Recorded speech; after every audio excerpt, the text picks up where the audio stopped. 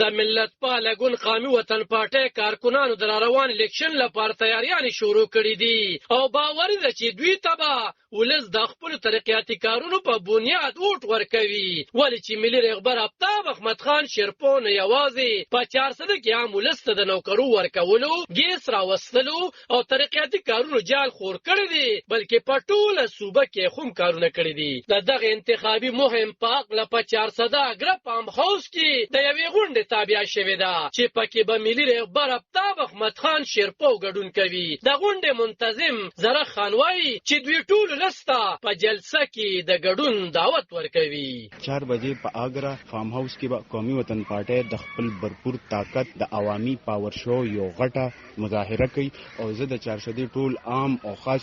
ولس ته خواست کوم چې راشي موږ سره په دې پروګرام کې شرکت وکړي. ان شاء الله تعالی د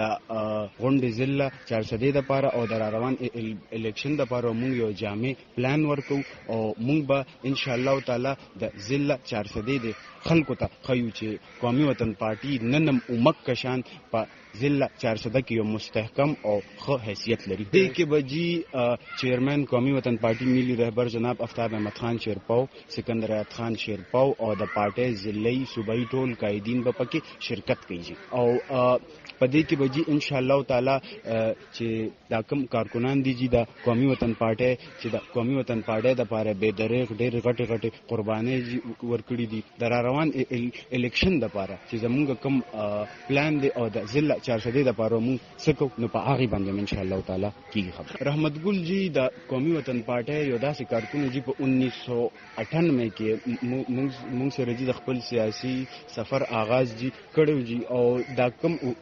ورکرز کنونشن چې دی سبانو پاغي کې مګ ډېر زیاتې هلې ځلې کړې وي جی نو مونږه داسې وکړل چې مونږ یو پیغام ورکو دی ټولو سیاسي ګوندونو له او یو عام ولسلم چې قومي وطن پارټي د خپل ادنا کارکون او د اغي یو ډېر ویلیو لري د اغي ډېر خاطر کوي او د اغي ډېر زیات یو قدر کوي. نو مونږه سبانه ورکرز کنونشن د رحمت ګل په نامه باندې کې خو چونکه پاغي کې به د اغه درېمه هم وي. ملي رهبر آفتاب احمد خان شیرپو تیر هفته ویلی وو چې دوی الیکشن په 90 ورځو کې دننه کول غواړي او دوی ورته تیار دي، خو په شرط د دې چې پاک او شفاف انتخابات وکړي شي. سبا له 4 بجې په اګره فارم هاوس کې به نور مهمه خبرې خوم کوي. علب خان شیرپو، دلبر نیوز، اګره 400.